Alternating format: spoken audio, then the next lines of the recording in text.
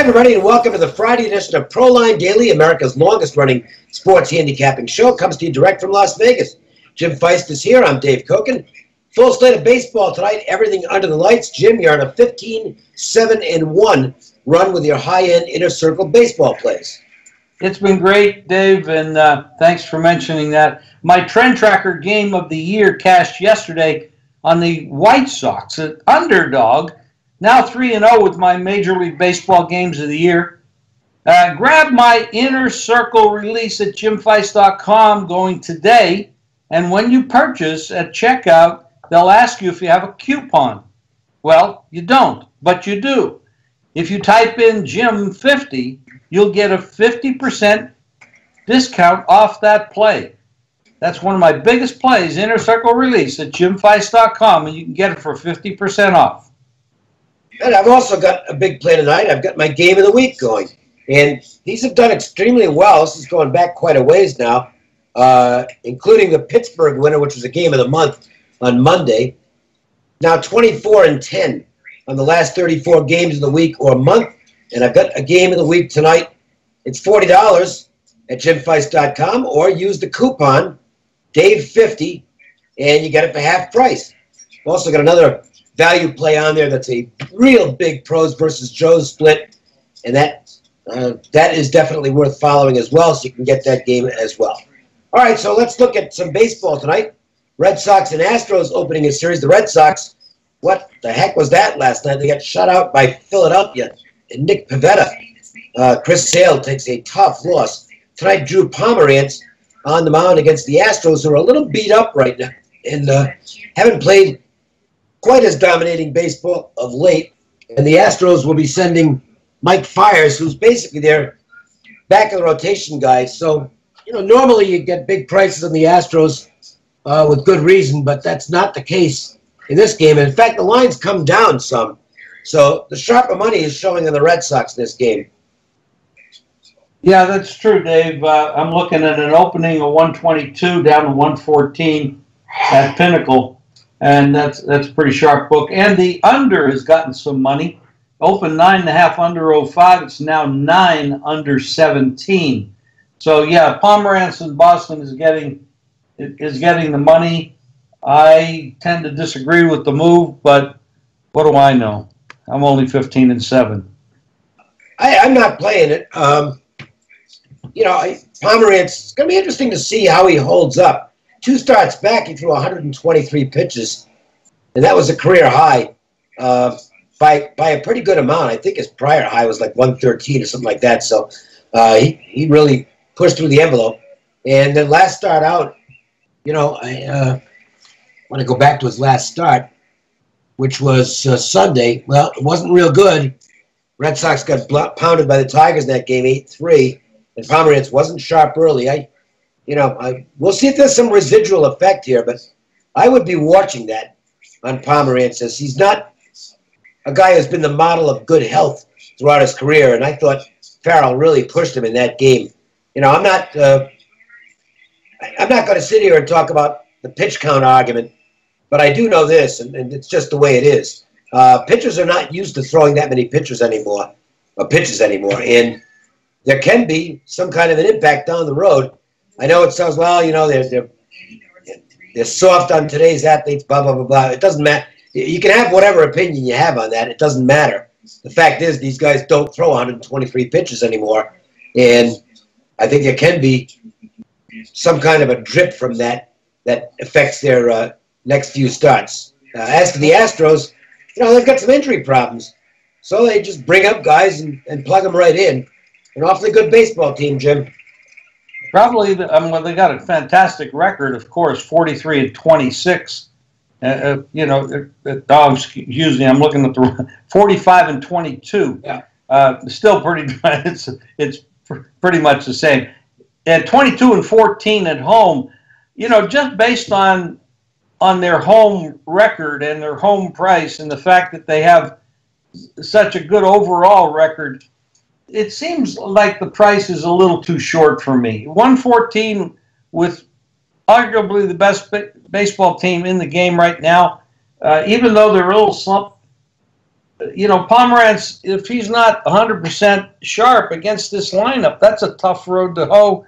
And they're on the road. That's difficult as well. There's a lot of metrics here going. I like Houston in this spot. Let's go to the Giants-Rockies game, which is my free play today, actually. And I've already played this game at roughly even money. Giants and Rockies, Samardzija versus Senzatella. I'll tell you what, Jeff Samardzija is the poster boy for this year's Bad Luck Award. You won't find many better 2-8 pitchers than Samardzija this season. And caught an interview with him on the San Francisco station, and he's real confident right now. He's commanding all 5 of his pitches. He's in very good form.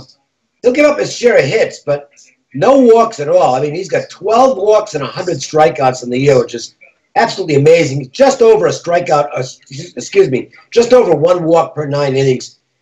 And that's how you beat the Rockies at Coors. Don't give them any free passes because they'll take advantage of that. Wild game last night. Rockies looked like they had it completely salted away with a huge lead. I think it was 9-1 or it was 8-1. I know that. They end up, Holland blows a save, which hasn't happened, and then they win it anyway. Now, that's the Rockies. They're just playing really good ball.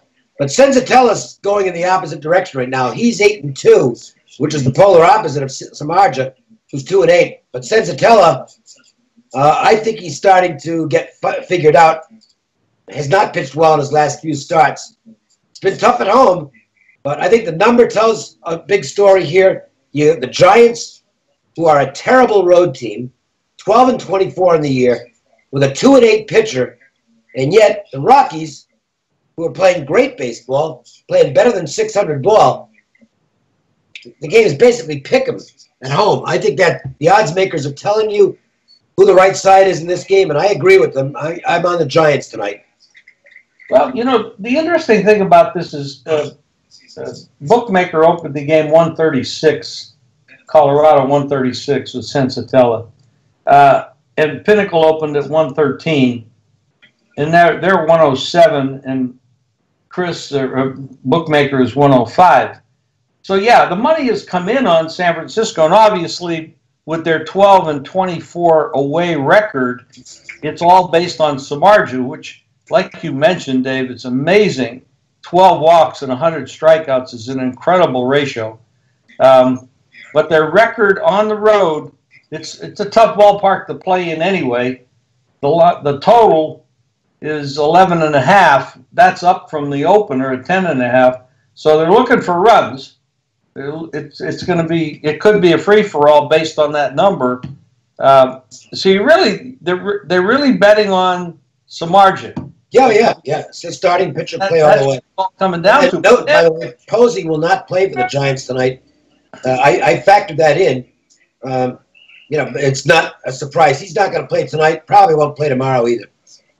Well, the chances of any of these guys, starting pitchers, finishing a game is in today's baseball is remote. So it's going to come down to the bullpens, and based on that, who do you like based on the bullpen?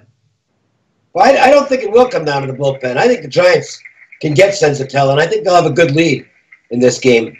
Look, I may be all wet. I mean, Colorado's been sensational, and the Giants find ways to lose games. But, to me, this is one of those metrics plays, and I don't make all that many of these anymore. But this is one where it's just dominant. And you've got totally misleading records on the two pitchers. Samardzija is clearly the better pitcher, despite the fact that he's 2-8, the other guy's 8-2. And I still like to play those. When the metrics philosophy came out a couple of years ago, you were one of the first ones to grab onto it and take advantage of it. I got involved in it back in 2009. I was way ahead of the curve on this. Now that the odds makers are taking a little bit of that into effect, I imagine that's marginalized the effect and success of it. Absolutely. Yeah, it's in the line.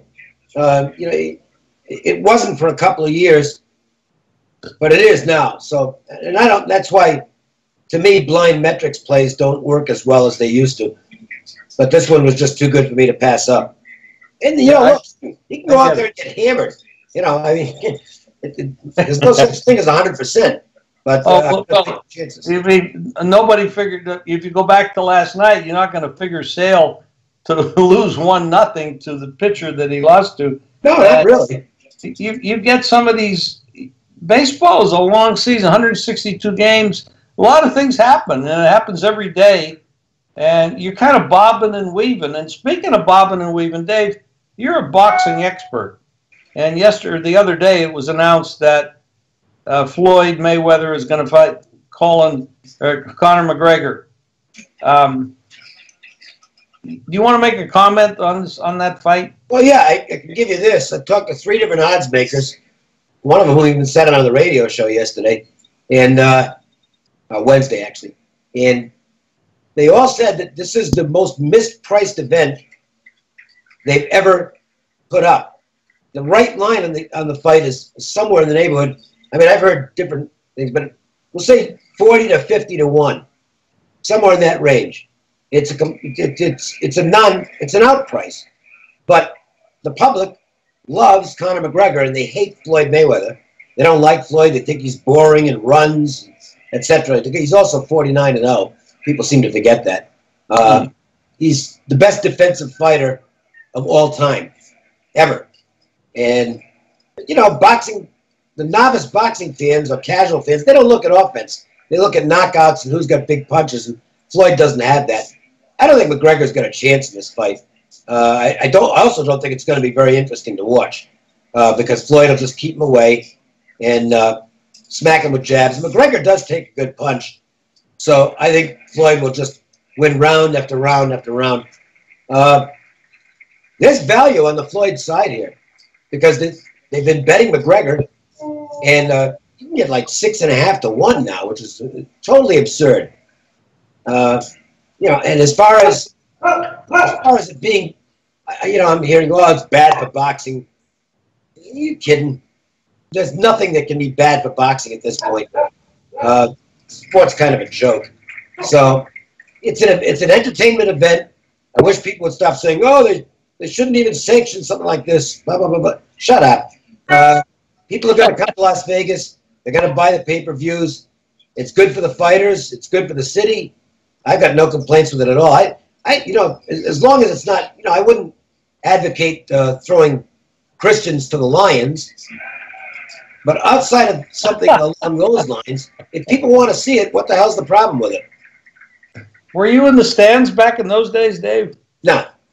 No, I wouldn't have gone to an event like that. Okay. I get you. You know, the thing is, I guess there's so many more MMA fans these days than boxing fans. Oh yeah. And they've been crying for this event, and now they got it, and they want a ticket on it. Even well, you know, here's the weird thing, and this does tell you.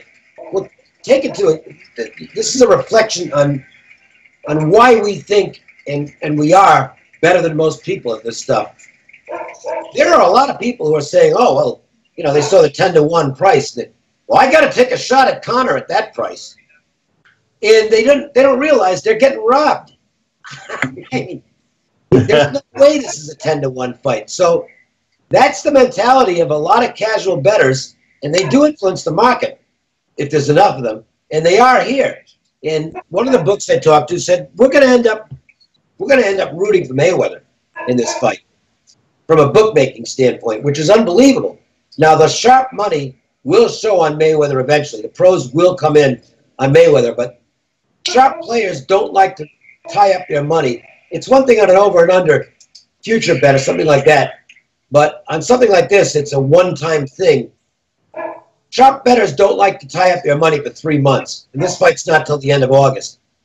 So you'll probably see the big Mayweather bets come in the week of the fight and maybe the day of the fight, but there's still going to be a lot of underdog money just because they think it's worth taking a shot on, and it's not. Well, you feel that the 650 line will correct its well, go up or down from this Well, point? eventually, it'll go up. It's got to go up. By the time the fight goes up, it's got to be 10 or 12 to 1. But it's never gonna approach anything where it should be. Okay, I mean, anything less than 25 to 1 on Mayweather is an absolute bargain. I agree.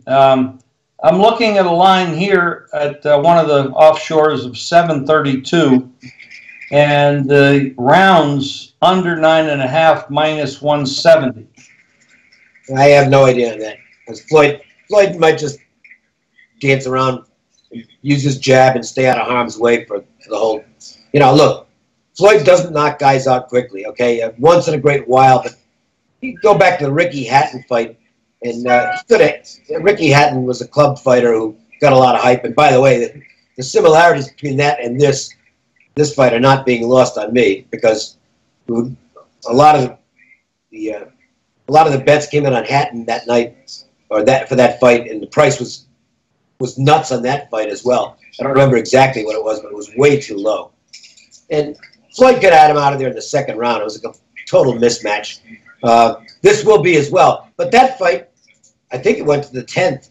So you just don't bet under in Floyd fights. Yeah, I understand. Now, also another guy that I thought retired, Manny Pacquiao, is fighting in Australia on July 2nd. I haven't even looked at that. He's fighting Jeff Horn.